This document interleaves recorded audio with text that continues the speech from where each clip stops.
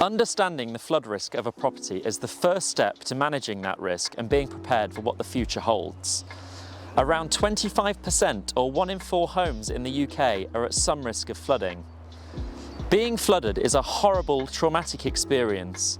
Filthy brown water devastates the ground floor of your home, contaminating everything in its path and creating huge upheaval, expense and stress.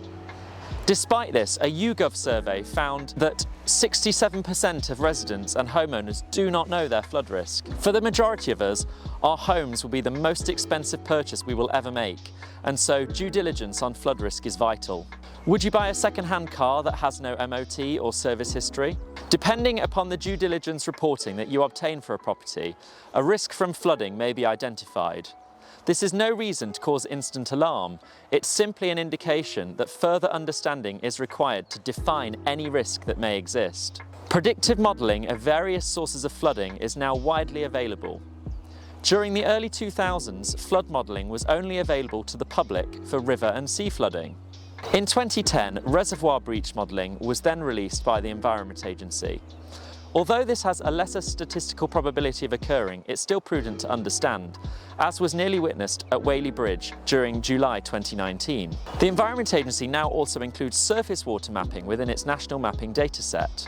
There's also other flood mapping sources that can be obtained through private agencies, including the risks that may come from groundwater or canal breaching. Importantly, it should be noted, flood modelling maps are limited by their resolution and often enough cannot be relied upon at a property-specific level. These are, after all, undertaken on a national scale. Understanding the limitations of these maps should be undertaken through seeking professional flood risk advice. The advisor's role is to translate what the flood mapping is showing to what would likely happen on the ground at property level. For instance, flood modelling may not take into account that a property is elevated above the surrounding ground, therefore providing existing resistance to flooding. Furthermore, surface water modelling only takes into account limited local drainage networks within its modelling, meaning that the actual drainage measures for a property may in fact further reduce the perceived risk. History has a nasty habit of repeating itself, and therefore any evidence of previous flooding at the property or local area should be sought and correctly understood, including the source, direction, duration and extent of the flooding. The property in question may benefit from a recently completed or earmarked flood defence scheme, which could reduce future risk.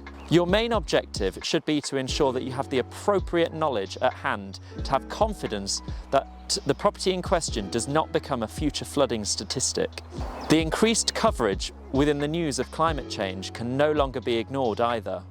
You should have confidence that the property is future-proof in the sense that the flood risk will not worsen at that location over time. Emphasis should be made to ensure local drainage systems are working correctly and are regularly cleaned and maintained.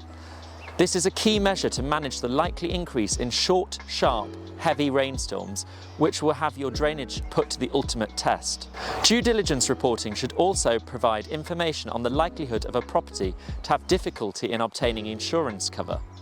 Again, where initial alarm bells may be indicating a potential issue, you should seek a professional opinion from a specialist advisor. Insurance may still be fully obtainable subject to the property owner having evidence of the actual risk via a site survey and appropriate written assessment. The property may also be eligible for the flood Rescheme, designed to make insurance affordable for domestic properties deemed at significant risk of flooding. It is, however, worth noting that this scheme is designed to run for 25 years from 2016, and then it will transition into a free market in flood insurance, reflecting the flood risk to a property. It anticipates that homeowners in high flood risk properties will put measures in place over the 25 years of the scheme. Never has there been a more important time to ensure that a property is either resistant or resilient to flooding. The main difference between flood resistance and resilience is that resistance aims to prevent water entering a building, whereas resilience aims to reduce the damage that is done should water enter a building and help speed up the recovery process. Generally, flood resistance tends to be preferred by the public. However, this can only be recommended up to a certain depth to avoid structural damage. It's therefore helpful to understand the depths of any predicted floods.